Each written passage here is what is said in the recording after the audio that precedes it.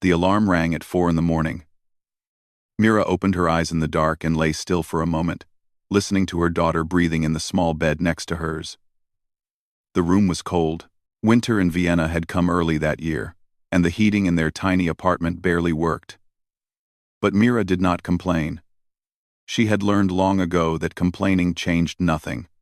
She got up quietly, careful not to wake her daughter, and walked to the small kitchen. She made herself a cup of cheap instant coffee and stood by the window. Outside, the city was still sleeping. The streets were empty. The snow was falling softly under the yellow streetlights. Somewhere out there, in the beautiful concert halls and grand theaters of Vienna, musicians were living the life she had always dreamed of. But dreams were for people with money. Dreams were for people with connections. Dreams were not for a 34-year-old housekeeper who cleaned hotel rooms for a living. Mira finished her coffee and got dressed for work. She put on her uniform, the same one she had worn for 6 years. She checked on her daughter one more time, kissed her forehead softly, and left the apartment. Her neighbor, an old woman named Rosa, would come at 7 to take care of the girl before school. It was the same routine every day. Wake up, work, come home, take care of her daughter, sleep, repeat. But there was one thing that made Mira different from everyone else in her building. One thing that kept her going when everything else felt hopeless. Every night, after her daughter fell asleep, Mira would sit in front of an old keyboard she had bought from a second-hand shop 3 years ago. It was a cheap thing, with several broken keys and a sound that was nothing like a real piano. But to Mira, it was the most precious thing she owned. She would put on her headphones, turn the volume low, and play. She played for hours. She played until her fingers hurt. She played until the sun started to rise. Nobody knew about this. Not her coworkers, not her neighbors, not even her daughter, who was too young to understand. Mira had never taken a single piano lesson in her life. She had taught herself everything. She watched videos on the internet. She read books from the library. She practiced the same piece 100 times until she got it right. And when she finally learned to play something beautiful, she would close her eyes and imagine she was somewhere else, somewhere far away from the hotel rooms and the dirty sheets and the rude guests who looked at her like she was invisible. Music was her secret. Music was her escape. Music was the only thing that made her feel like she was more than just a housekeeper. One morning, while Mira was cleaning a room on the 5th floor of the hotel, she found a newspaper left behind by a guest. She was about to throw it away when something caught her eye. It was an advertisement, a big one, taking up half the page. It announced an open audition for something called the Muller Music Competition. The words at the bottom made her heart stop. Open to all. No formal training required. We are looking for undiscovered talent. Mira read those words again, and again, and again. She sat down on the edge of the hotel bed, still holding the newspaper. Her hands were shaking. This was the kind of competition she had heard about before. Big names, famous judges, the kind of event that could change someone's life forever. But the words, no formal training required, kept echoing in her mind. Did that mean someone like her could actually enter? Someone who had never been to music school? Someone who had learned everything from YouTube videos and library books? For a long moment, Mira just sat there, thinking. Her practical mind told her to forget about it. What was she thinking? She was a housekeeper. She had no business being in a room full of professional musicians. They would laugh at her. They would throw her out.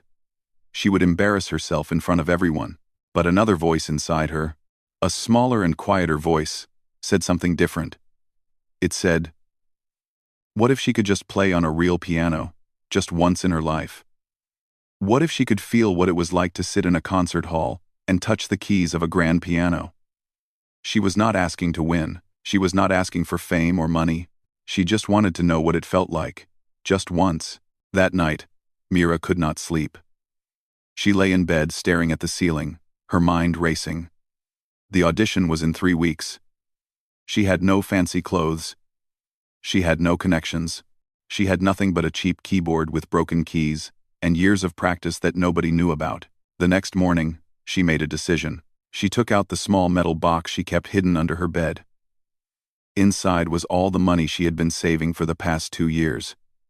It was not much. Just enough for emergencies.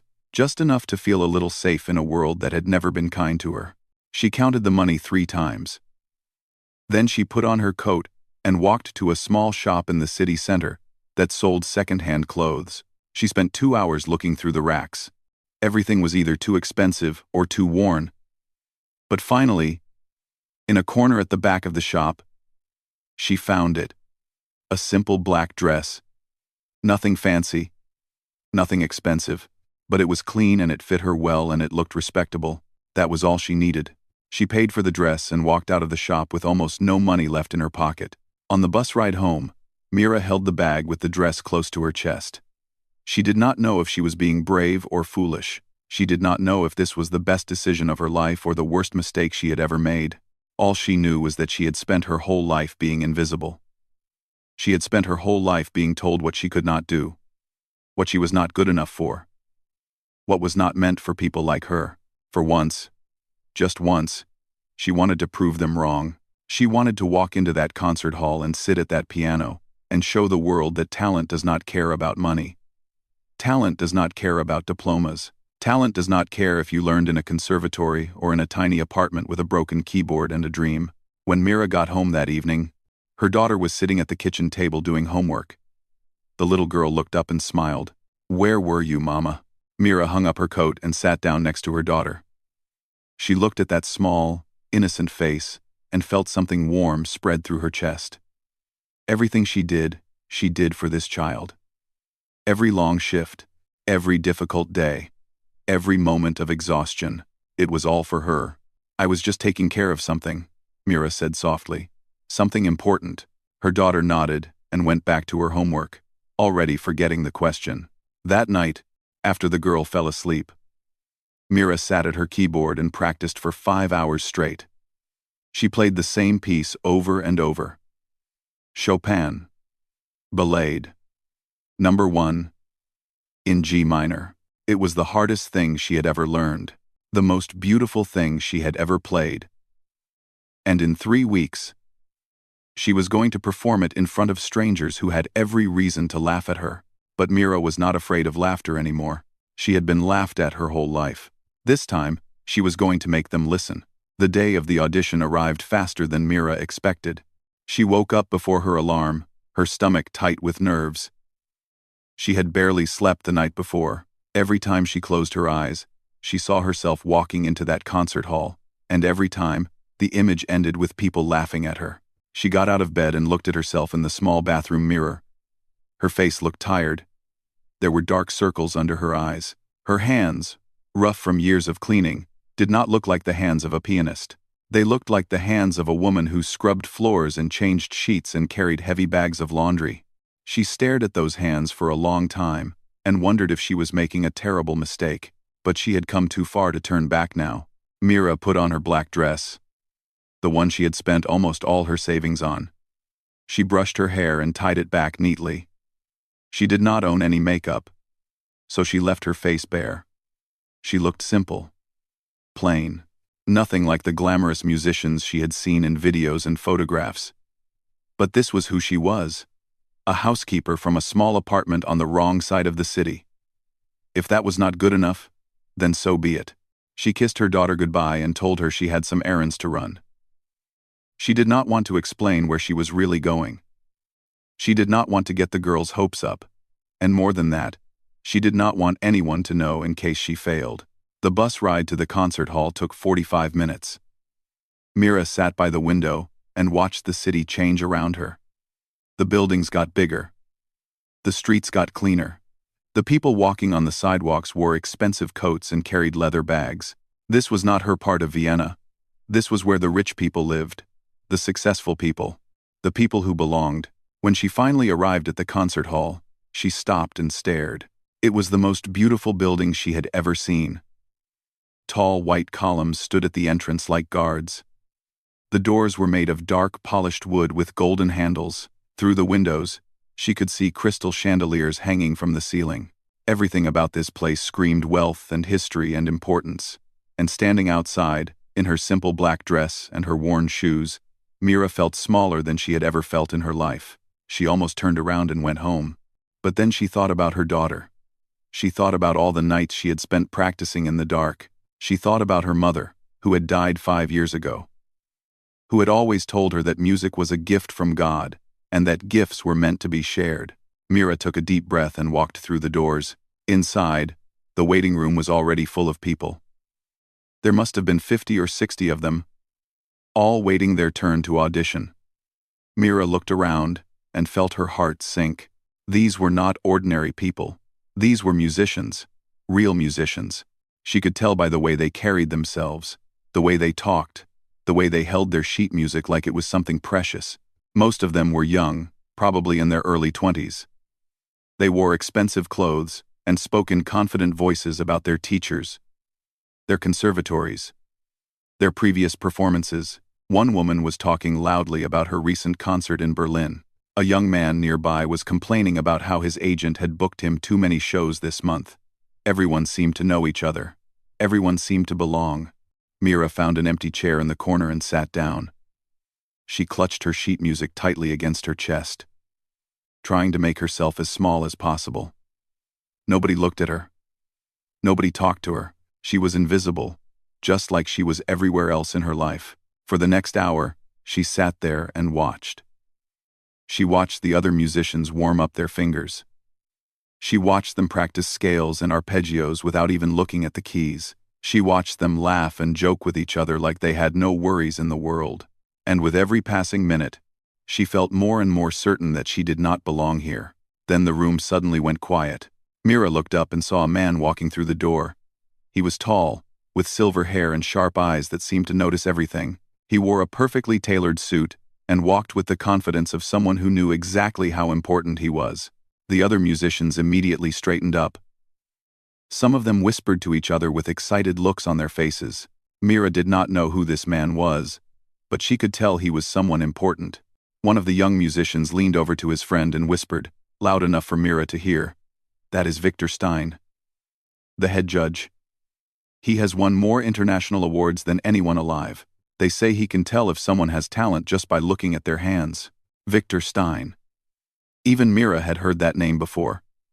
She had seen his face on album covers at the music shop. She had watched videos of his performances late at night, when she was supposed to be sleeping. He was a legend, one of the greatest pianists of his generation. And now he was walking through the room, studying each musician with those cold, calculating eyes. Mira tried to look away. She tried to disappear into her corner. But it was too late. Victor stopped in front of her. For a long moment, he just looked at her. His eyes moved from her face to her dress, to her hands, to her worn shoes. His expression did not change. But something in his gaze made Mira feel like she was being examined under a microscope. "And who might you be?" he asked. His voice was smooth and deep, but there was something mocking in it. Something that made Mira's stomach tighten. "My name is Mira," she said quietly. "I am here for the audition." Victor raised one eyebrow. "I can see that.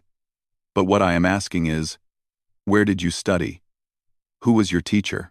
Mira felt her face grow hot. "I did not study anywhere," she said. "I taught myself." The room went completely silent. Victor stared at her for a moment, as if he could not believe what he had just heard. Then he laughed. It was not a kind laugh. It was the laugh of someone who had just heard the most ridiculous thing in the world. "You taught yourself?" he repeated loudly, making sure everyone in the room could hear. "And what do you do, if I may ask? What is your profession?" Mira wanted to lie. She wanted to say something that would make her sound more impressive. But she had never been good at lying. So, she told the truth. "I am a housekeeper," she said. "I clean rooms at a hotel." The silence that followed was worse than the laughter.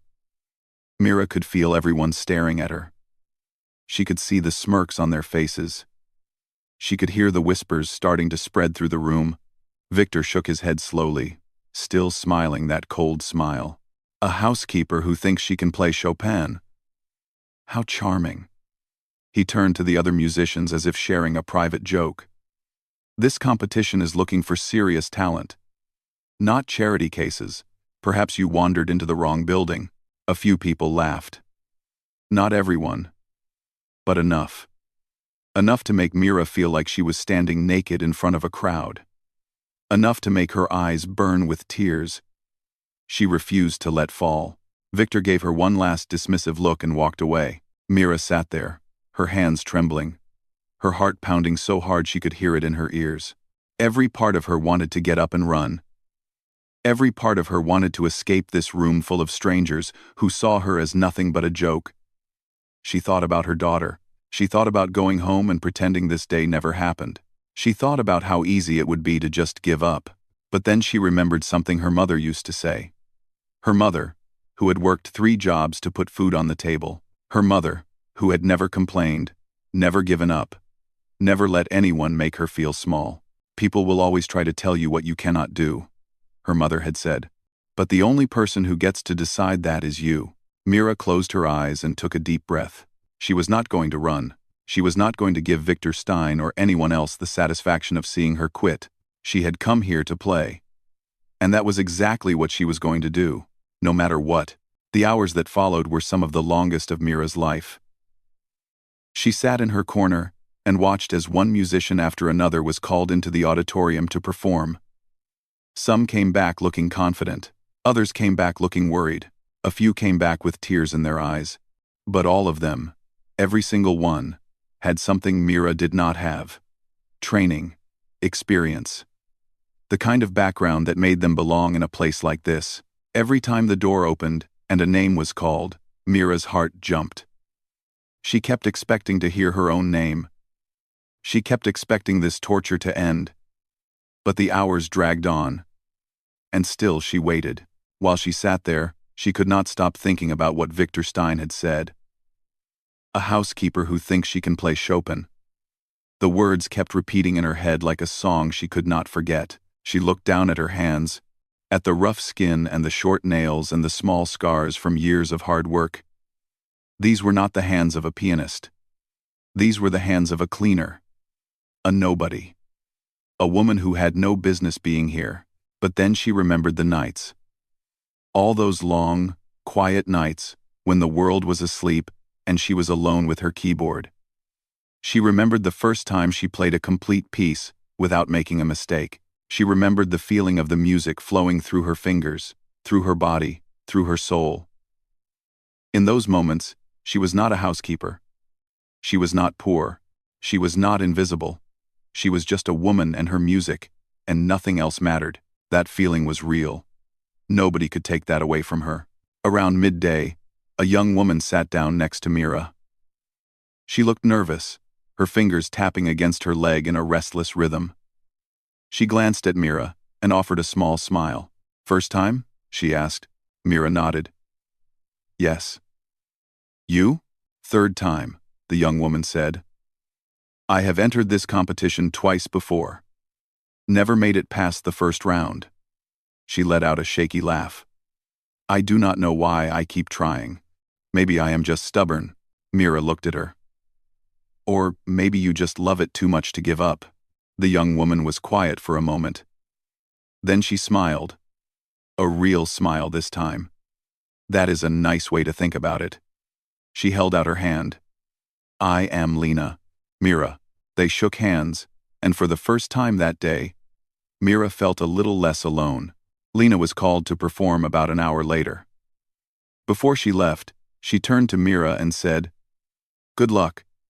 I hope you make them listen." Mira watched her go and wondered if she would ever see her again. The afternoon stretched on. More names were called.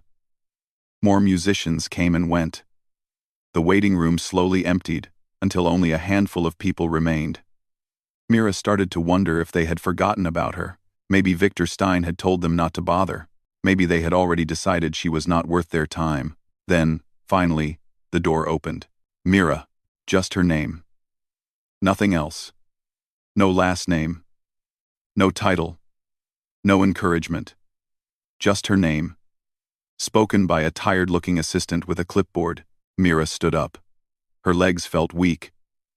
Her hands were trembling. She picked up her sheet music and walked toward the door, feeling the eyes of the remaining musicians on her back. She could imagine what they were thinking. There goes the housekeeper. There goes the joke. She pushed the thought away and kept walking. The auditorium was even more beautiful than she had imagined. It was huge, with rows and rows of red velvet seats stretching back into the darkness.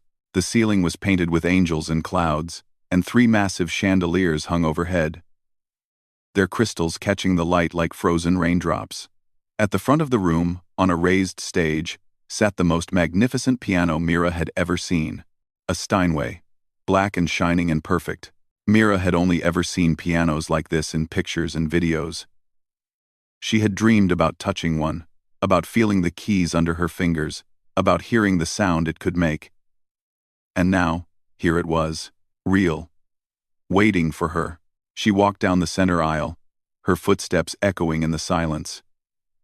The judges sat at a long table near the front, papers and pens spread out before them. Victor Stein was in the middle, leaning back in his chair with his arms crossed.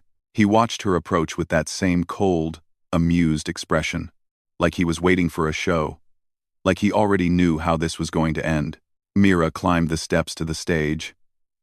Her legs were shaking so badly she was afraid she might fall. She could feel sweat on her palms. She could hear her own heartbeat pounding in her ears. Everything in her body was screaming at her to turn around and run, but she did not run. She walked to the piano and stood beside it for a moment, just looking at it. Up close, it was even more beautiful. The wood was smooth and perfect. The keys were white as snow. She reached out and touched the surface gently, almost afraid it might disappear. Then she sat down on the bench. The seat was comfortable. The height was perfect. She placed her feet on the pedals and felt their resistance. Everything about this instrument was designed for making music. Real music. The kind of music she had only ever dreamed about making. Mira placed her sheet music on the stand. Even though she did not need it. She had played this piece so many times that it was burned into her memory. Every note. Every pause. Every breath. She knew it better than she knew her own name. She looked out at the judges. Victor Stein had his pen ready, already prepared to write something dismissive. The other judges looked bored, tired from a long day of auditions. None of them expected anything from her. She could see it in their faces. To them, she was just another amateur wasting their time. Mira closed her eyes. She thought about her daughter. That sweet little face that waited for her every night. Those small arms that hugged her tight. That innocent voice that said, "I love you, Mama," every morning before school. Everything Mira did, she did for her. Every sacrifice, every struggle, every moment of pain. She thought about her mother. That strong, beautiful woman who had worked herself to exhaustion so her daughter could have a better life. Who had died too young, too tired, too worn down by the world. Who had never gotten to see Mira play. Who had always believed in her, even when no one else did. She thought about all the nights she had spent alone in her tiny apartment, playing on a broken keyboard while the world slept. All the hours, all the practice, all the tears and frustration and small moments of joy when she finally got something right. Nobody had seen those nights. Nobody knew how hard she had worked, but she knew. And that was enough. Mira opened her eyes. She placed her hands on the keys. The piano felt alive under her fingertips, warm and responsive and waiting, like it had been waiting for her all along. She took one last breath, and then she began to play. The first note rang out through the auditorium, clear and pure and full of something that words could not describe. It hung in the air for a moment, trembling, before the second note joined it, and then the third, and then the fourth. Chopin. Ballade No. 1 in G minor. The music poured out of her like water from a broken dam. All the pain, all the loneliness, all the years of being invisible and ignored and told she was not good enough. It was all there, in every note, in every phrase, in every breath between the sounds. Mira was not thinking anymore. She was not worried about the judges or Victor Stein or what anyone thought of her. She was just playing, just feeling, just letting the music speak for her in ways that words never could. And somewhere in that auditorium, something began to shift. The opening notes of Chopin's Ballade floated through the auditorium like a whisper. Soft, gentle, almost hesitant, like someone trying to find the courage to speak after years of silence. Mira's fingers moved across the keys with a tenderness that surprised even her. She was not thinking about technique. She was not thinking about the judges or the competition or anything else. She was simply feeling, letting the music carry her somewhere far away from this room, far away from her fears, far away from everything that had ever made her feel small. The melody began to build, slowly at first, then faster. The notes grew stronger, more confident, like a voice that had finally found its strength. Mira leaned into the piano, her body swaying gently with the rhythm. Her eyes were closed. Her face was calm. She looked like someone who had come home after a very long journey. In the audience, something strange was happening. Victor Stein had started the performance with his pen in hand, ready to write his judgment before she even finished. His expression had been bored, dismissive, the look of a man who had already made up his mind. But as the music continued, his pen stopped moving. His hand froze in midair. His eyes, which had been wandering around the room, suddenly fixed on the woman at the piano. He leaned forward in his seat. The other judges noticed it too. One of them, an older woman with silver hair, put down her papers and simply listened. Another judge, a younger man who had been checking his phone, slipped it into his pocket and did not take it out again. The room, which had been filled with the quiet sounds of shuffling and whispering, went completely still. Mira did not notice any of this. She was lost in the music, lost in the story she was telling with every note. The ballade moved into its second section, and the mood shifted.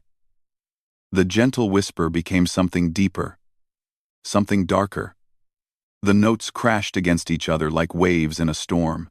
Mira's fingers flew across the keys with a speed and precision that seemed impossible for someone who had never had a formal lesson. But this was not about lessons. This was not about technique. This was about years of practice in the dark, years of playing the same piece over and over until it became part of her blood, her bones, her very breath. She thought about her mother. She remembered sitting on her mother's lap as a little girl, listening to an old radio that played classical music on Sunday mornings. Her mother would close her eyes and hum along. And little Mira would watch her face and wonder what she was seeing behind those closed eyelids. What world was she visiting? What dreams was she dreaming? Music is magic, her mother used to say. It can take you anywhere. It can make you feel anything. And the most beautiful part is that it belongs to everyone. Not just the rich. Not just the educated. Everyone. Mira had never forgotten those words. And now, sitting at this grand piano in this beautiful hall, she finally understood what her mother meant. The music belonged to her too. The third section of the ballade arrived, and with it came the tears. Not from Mira, from the audience. In the back row, an elderly man who had been a music professor for 40 years sat with tears streaming down his cheeks. He had heard this piece performed hundreds of times by students and professionals alike, but never like this. Never with this much raw, honest emotion. This woman was not just playing the notes. She was living them. A young woman in the middle section, a conservatory student who had performed earlier that day, watched with her hand over her mouth.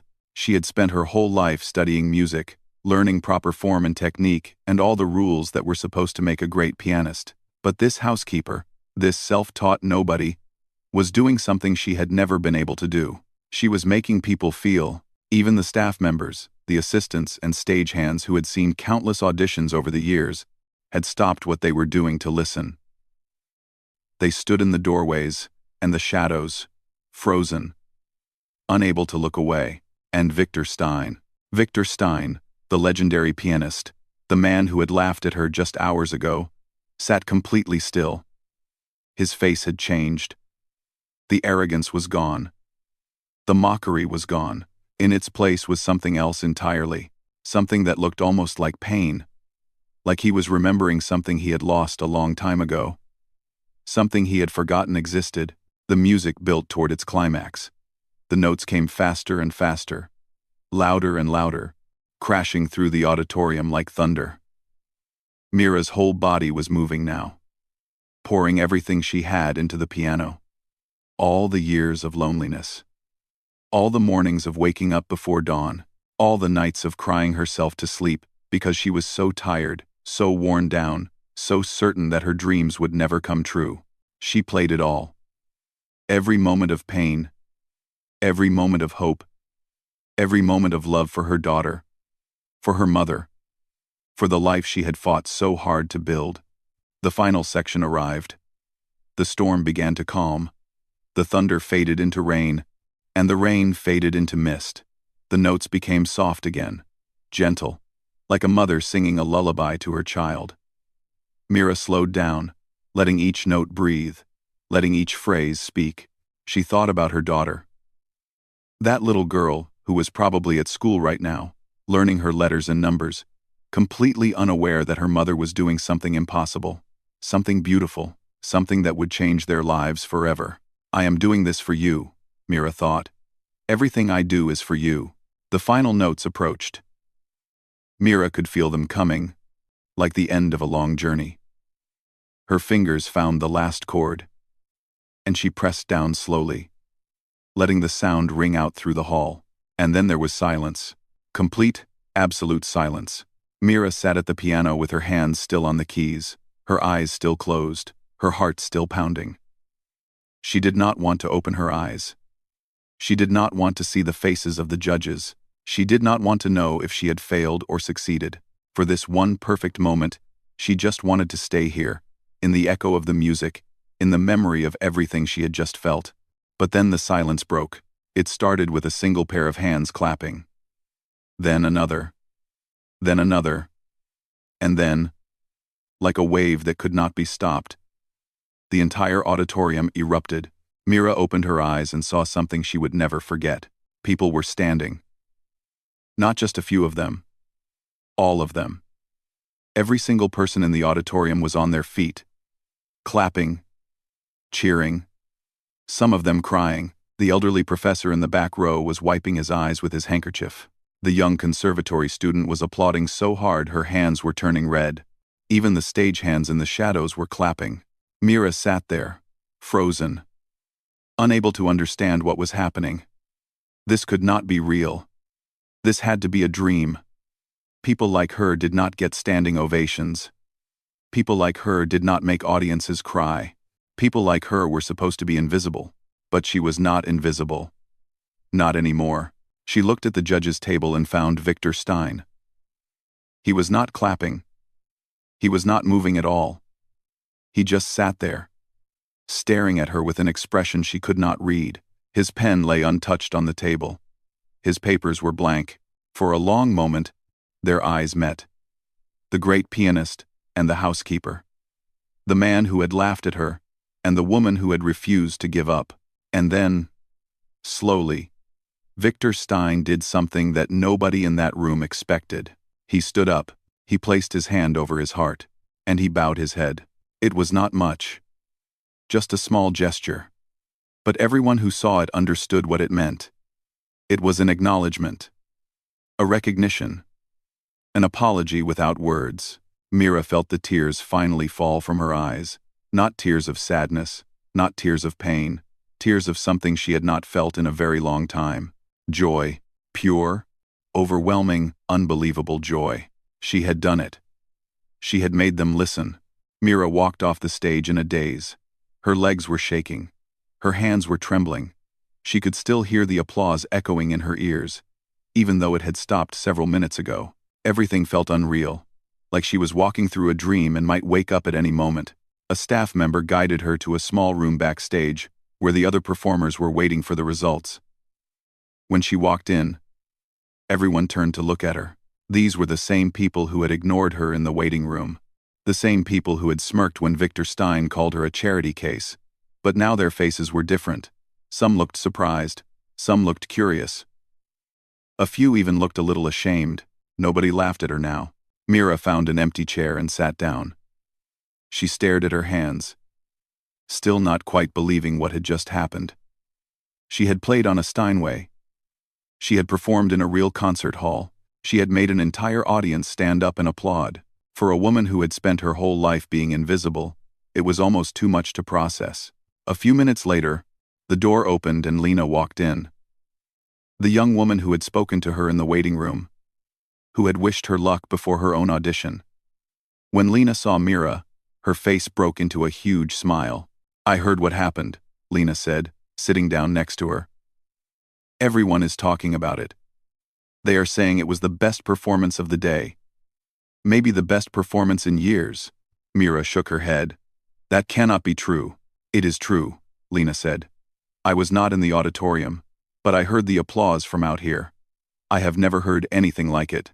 You did something special in there." Mira did not know what to say. She had come here expecting to fail. She had come here just wanting to play on a real piano. Just once. She had never imagined anything like this. The next hour passed slowly. The judges were deliberating, deciding who would advance to the next round, and who would receive the special awards. Mira tried not to think about it too much. She had already gotten more than she ever dreamed of. Whatever happened next, she would be grateful. Finally, a staff member came in and asked all the performers to return to the auditorium for the announcement of results. Mira walked back through those big doors and found a seat near the back. Her heart was pounding again, but this time it was different. This time, she was not afraid. Whatever happened, she knew she had given everything she had. The head of the competition, an elegant woman in her 60s, walked onto the stage and stood behind a microphone. She thanked everyone for participating and spoke about the importance of music and the discovery of new talent. Then she began announcing the results. Third place went to a young man from the Vienna Conservatory. He walked onto the stage with a proud smile and accepted his award. Second place went to a woman from Germany who had been playing professionally for 10 years. She looked pleased but also a little disappointed, as if she had been expecting first place. Then came the announcement for first place. Mira held her breath. First place goes to Mr. Chen Wei from the Beijing Conservatory. A young man in the front row stood up and walked to the stage. The audience applauded politely. Mira clapped along with everyone else, feeling a strange mix of emotions. She was not surprised that she had not won. These were professional musicians, with years of formal training. She was just a housekeeper who had taught herself to play. Of course she would not win first place. But then the head of the competition spoke again. "Before we conclude, we have one more award to present. The Audience Choice Award is given to the performer who made the greatest impression on those who were present today. This year, the choice was unanimous." Mira's heart stopped. The Audience Choice Award goes to Mira. For a moment, Mira did not move. She could not move. She sat there staring at the stage, certain she had heard wrong. But then Lena grabbed her arm and shook her. "That is you. Go up there." Mira stood up on legs that felt like water. She walked down the aisle toward the stage, passing rows of faces that were all looking at her. Some were smiling. Some were clapping. A few were wiping their eyes. When she climbed the steps and stood in front of the microphone, she realized she had no idea what to say. The head of the competition handed her a small trophy and an envelope.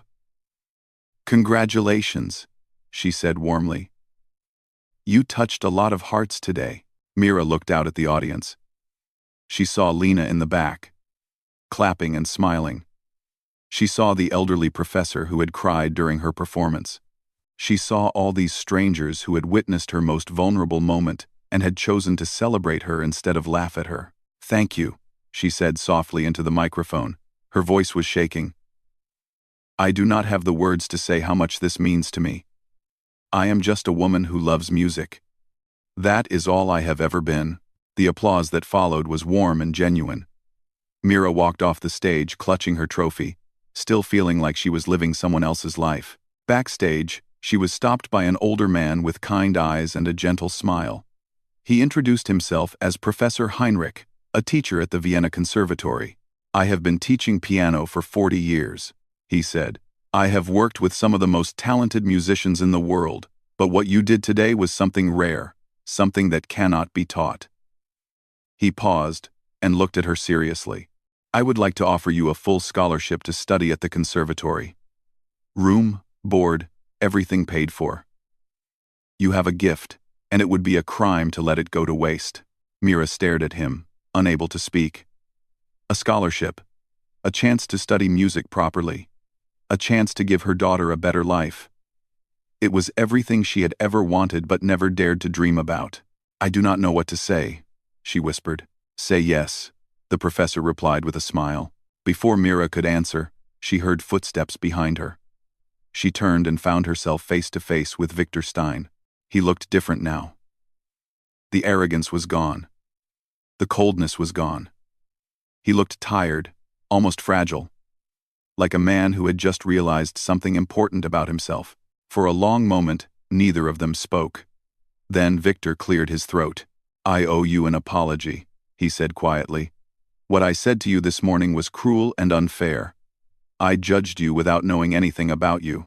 I assumed that because you did not have training, you did not have talent. I was wrong." Mira listened, her heart beating fast. "I have spent 40 years in the world of music," Victor continued. "I have won awards and played in the greatest halls on earth. But somewhere along the way, I forgot why I started playing in the first place. I forgot what music is supposed to feel like." He paused and looked her in the eyes. "You reminded me today, and for that, I thank you." He held out his hand. Mira looked at it for a moment, then reached out and shook it. His grip was firm, but gentle. "Good luck," Victor said. "I have a feeling the world is going to hear a lot more from you." Then he turned and walked away. 3 years later, Mira performed her debut concert at the same hall where she had once been laughed at. She was no longer a housekeeper. She was a graduate of the Vienna Conservatory, a rising star in the world of classical music, a woman whose story had inspired thousands of people around the world.